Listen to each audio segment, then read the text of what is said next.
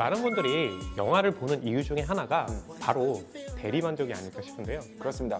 범죄 영화를 예로 들면 악당이 처벌받는 데서 오는 어떤 통쾌함 같은 게 있잖아요. 그렇죠. 근데 또 현실을 보면 네. 진짜 큰 죄를 짓는 사람이 솜방망이 처벌에 그치고 이 격차가 크다 보니까 네. 통쾌함도 더불어 증가할 수밖에 없는 거죠. 그래서 최근에 통쾌함의 끝을 보여주는 영화가 등장을 했습니다. 그렇습니다. 네. 희대의 사기꾼을 처절하게 응징하는 영화죠.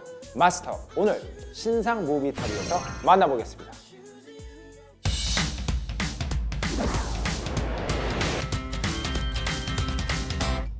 저축은행 인수로 당당하고 안전하게 돈을 벌 수 있습니다.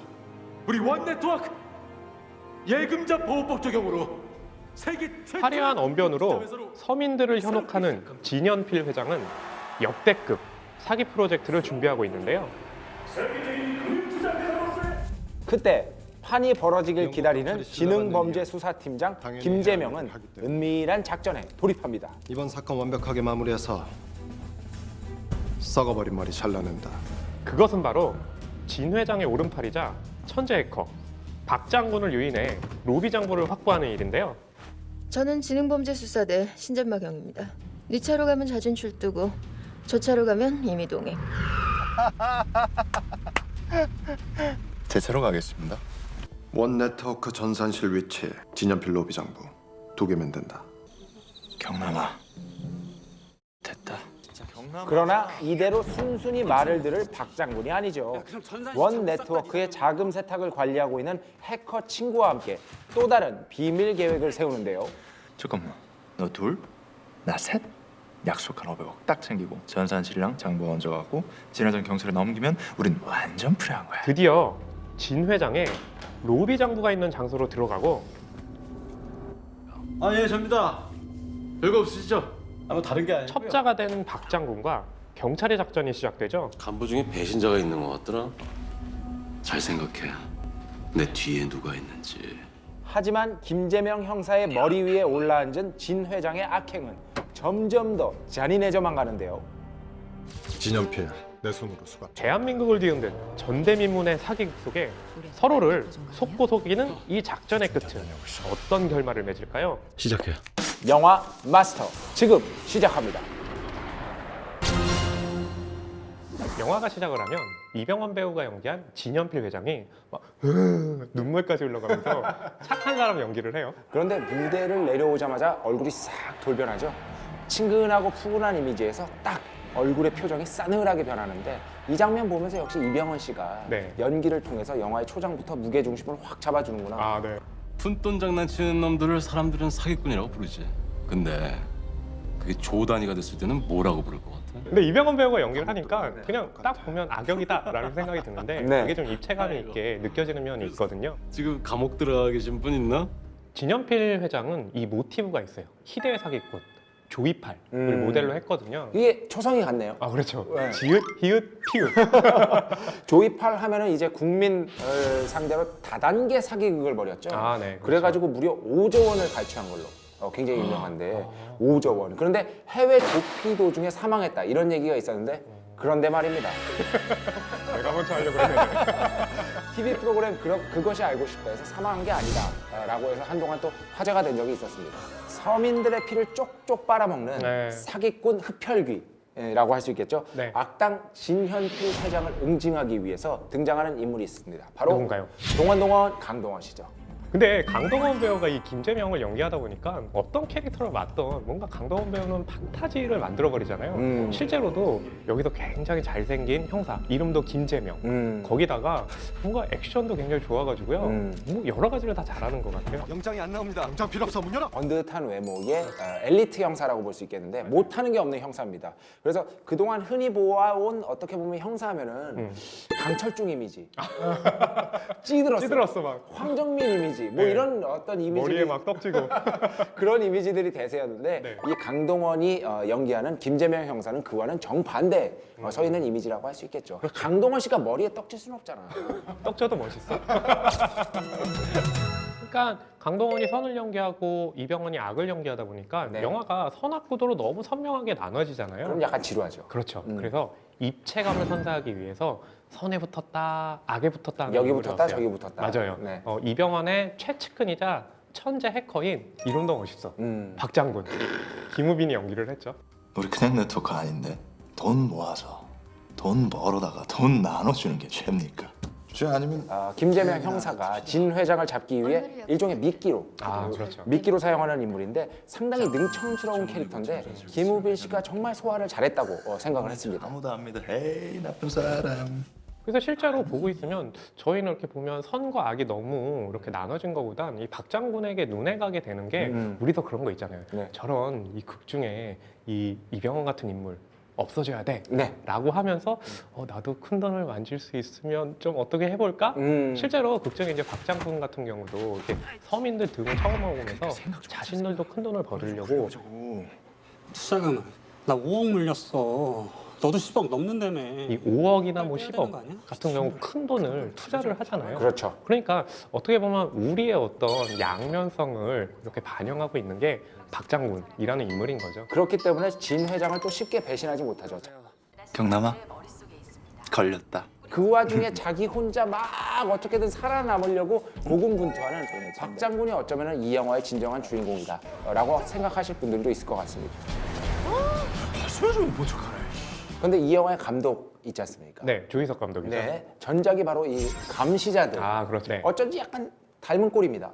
그렇죠. 왜냐하면 감시자들 같은 경우는 이제 광역수사대, 그러니까 되게 지능 그런 범죄자들을 쫓는 수사대의 모습을 다뤘는데요. 그렇죠. 한편으로 이 영화가 재미있었던 건 단순하게 형사의 모습에서만 보여준 게 아니라 악역을 맡은 국중의 정우성이었잖아요.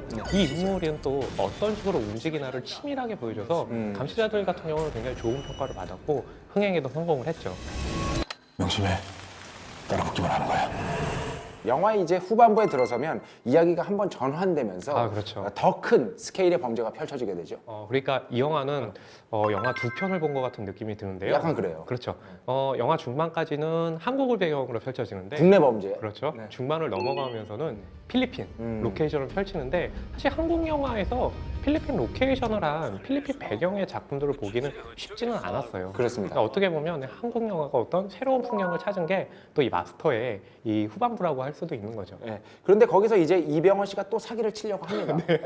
이병헌 씨가 이상하다. 진 회장이 사기를 치려고 합니다.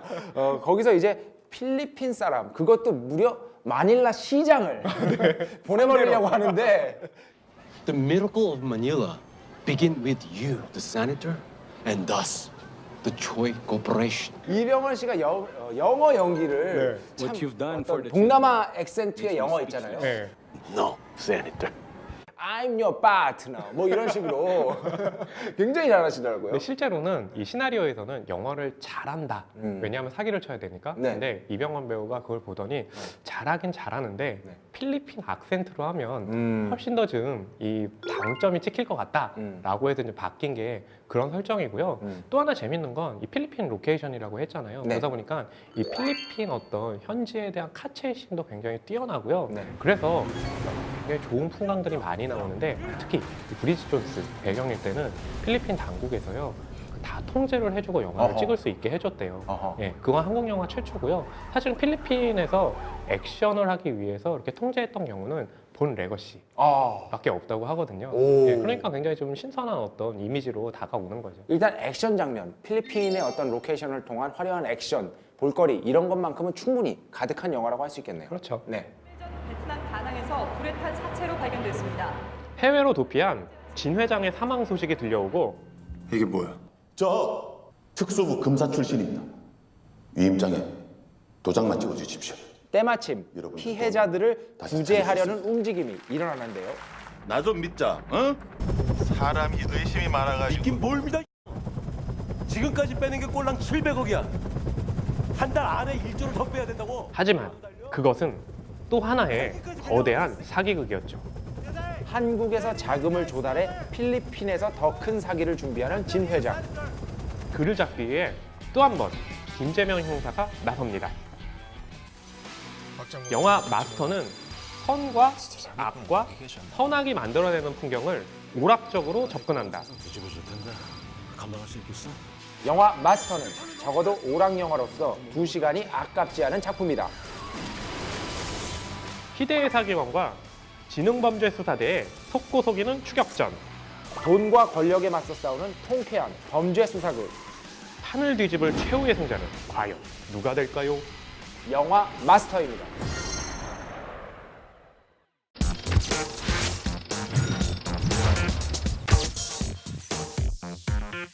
영화 마니아들을 위한 매력적인 시리즈물을 만나는 시간이죠. 마니아 티켓입니다. 마니아들이 좋아하는 장르 중에 하나가 첩보물인데요. 여기에 사랑을 결합을 시키면 또 상당히 다른 매력으로 다가오는 것 같아요. 그렇습니다. 뭐 첩보, 전쟁 이런 주제에 이루어질 수 없는 사랑 이런 것을 더하면은 사람의 정말 가슴을 찢어놓는 그런 것들이 있잖아요. 네. 최근에 정말 볼만한 첩보 멜로 영화가 하나 등장했다는 소문입니다. 거기에 이 브래드 피트와 마리온 코티아르가 너무 사실적인 연기를 해서 또 스캔들이 나서 유명해진 작품인데요. 그렇습니다. 바로 얼라이드입니다. 두 배우의 열연이 정말 인상적인 작품인데요. 함께 보시죠. 영국 정보국 장교 맥스와 프랑스 비밀 요원 마리아는 가짜 부부를 연기하는 중인데요. Kiss me. She's married to a German tank captain, and she's watching us. 2차 세계대전이 한창인 모로코에서 독일 대사를 죽이기 위한 작전 때문입니다. If we're dead tomorrow, no one would know. 그런데 임무를 수행하던 이들은 그만 운명처럼 사랑에 빠지는데요. 드디어 작전이 펼쳐지던 날, 두 사람은 무사히 독일 대사 암살을 완수하고 함께 영국으로 향하게 됩니다. 하지만 불행한 전쟁 중에 싹튼 사랑은 그리 오래가지 못하는데요. We believe your wife is a German spy.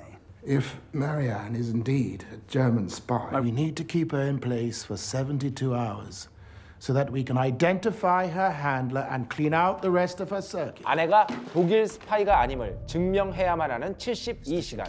맥스의 사랑은 의심으로 변하고 맙니다. 국가 당국의 음모일까? 아니면 아내는 진짜 스파이인 걸까? 과연 그녀에게 감춰진 진실은 무엇일까요? 영화 얼라이드 지금 시작합니다. 이 영화는 상당히 우아하고 고전적인 첩보 멜로 액션물이라고 할 수 있을 텐데요. 네. 배경 자체가 좀 그런 게 2차 세계대전 중에 1942년이 배경으로 나오기 때문이에요. 그렇습니다. 그리고 1942년경이면은 네.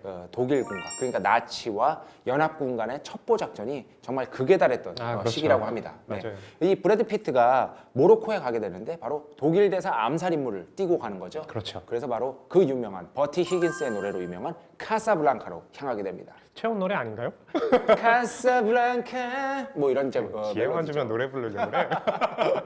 근데 거기서 만나야 되는 인물이 마리온 코티아르인데요. 브래드 피트는 사실 마리온 코티아르가 어떻게 생긴지도 몰라요. 네. 단순히 빨간 드레스를 입고 있다는 사실만 갖고 찾아야 하는 거죠. 빨간 드레스 입은 여자가 당연히 너무 많죠. 그런데 그때 서로를 한눈에 딱 알아보게 됩니다. 운명처럼 그렇게. 그리고 바로 부부 연기를 시작하게 되죠. 이 두 사람은 서로 국적은 다르지만 첫눈에 서로를 알아볼 정도로 운명적인 그런 사랑이다, 인연이다 라는 걸 이 영화가 보여주거든요. Now we should talk. Enough. 그래서 이 영화의 제목처럼 두 사람이 이제 동맹 관계를 맺기 시작하는 거죠. 그렇죠. 부부 연기를 하면서 동맹이 됩니다. 이런 두 사람의 관계를요, 이 영화의 첫 장면부터 암시를 하고 있어요. 이 브래드 피트가 낙하산을 타고 이 사막에 내리는 그런 배경이죠. 그렇습니다. 요원이기 때문에 당연히 들키니까 정상적인 루트로 들어올 수는 없고 낙하산에서 내려서 네네. 사막에서 이제 카사블랑카로 진입을 하게 됩니다. 그렇죠. 낙하산을 타고 내려온다. 네. 그건 추락의 이미지잖아요. 네. 그러니까 결국 뭐냐면 브래드 피트와 마리온 코티아르의 사랑이 비극적으로 가는 것이 아니냐라는 거를 하나를 암시하고요. 모래바람을 뚫고 차가운 데 오잖아요. 네. 그러면 브래드 피트는 또 이렇게 생각을 하죠. 저기에 타고 있는 사람이 아군일까? 적군일까? 알 수가 없잖아요. 그렇죠. 후에 이제 마리온 코티아르가 첩자다라는 얘기를 듣고 과연 내 아내가 첩자일까? 아니면 정말 내가 사랑하는 부부일까?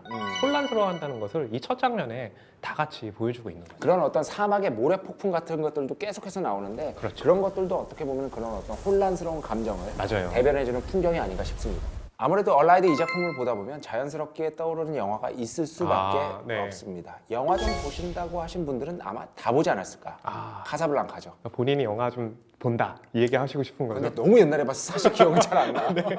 이 카사블랑카 하면은 험프리 보가트 그리고 잉글리드 버그만이 나왔던 그런 작품이죠. 이 작품 역시 이루어지지 못하는 그런 사랑을 다뤘는데요. 이 얼라이드를 연출한 로버트 저메키스 감독이 애초에 이 영화를 만들 때부터 카사블랑카를 염두에 두고 있었거든요. 그래서 이 얼라이드의 처음 배경 자체가 모로코의 카사블랑카. 그리고 얼라이드의 배경이 1942년이라고 했잖아요. 카사블랑카가 개봉했던 해도 역시 1942년.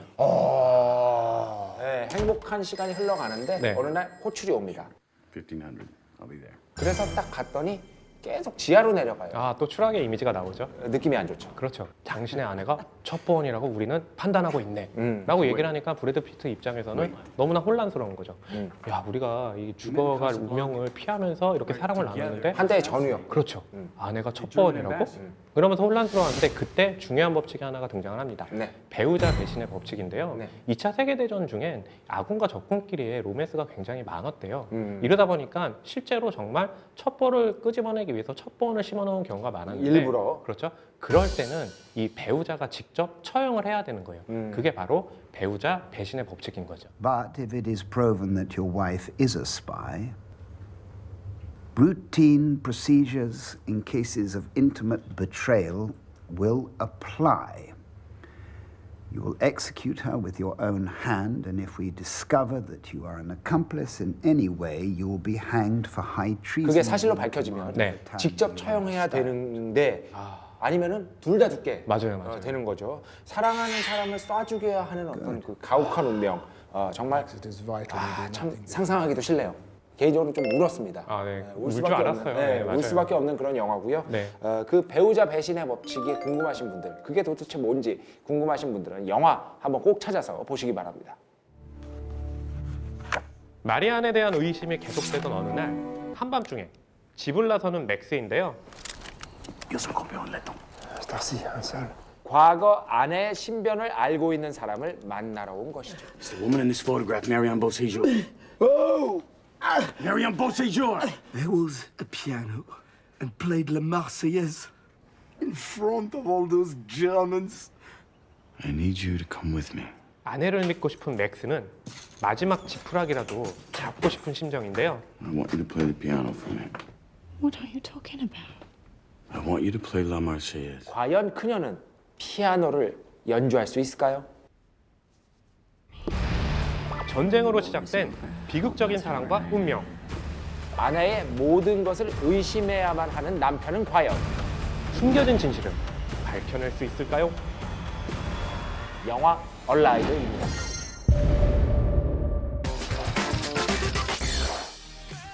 오늘은 볼거리 가득한 범죄 오락 영화 마스터 만나보셨고요. 가슴 아픈 사랑 이야기가 담겨있는 첩보 로맨스 얼라이드도 함께 만나봤습니다. 한편은 통쾌함을 끝까지 밀어붙이는 작품이고 또 한편은 눈물을 끝까지 밀어붙이는 작품이다 라는 생각이에요. 서로 다른 의미에서 사이다 영화다 라고도 할 수 있겠네요.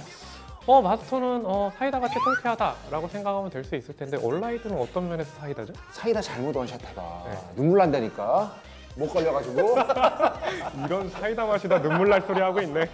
어쨌든 우리 역시도 이렇게 신의 한 수를 통해서 좋은 영화를 시청자들에게 안내하면서 사이다 같은 역할을 해줘야 되겠죠? 그렇습니다. 저희는 다음 시간에 더 좋은 영화, 사이다 같은 영화로 다시 찾아오겠습니다. 감사합니다. 감사합니다.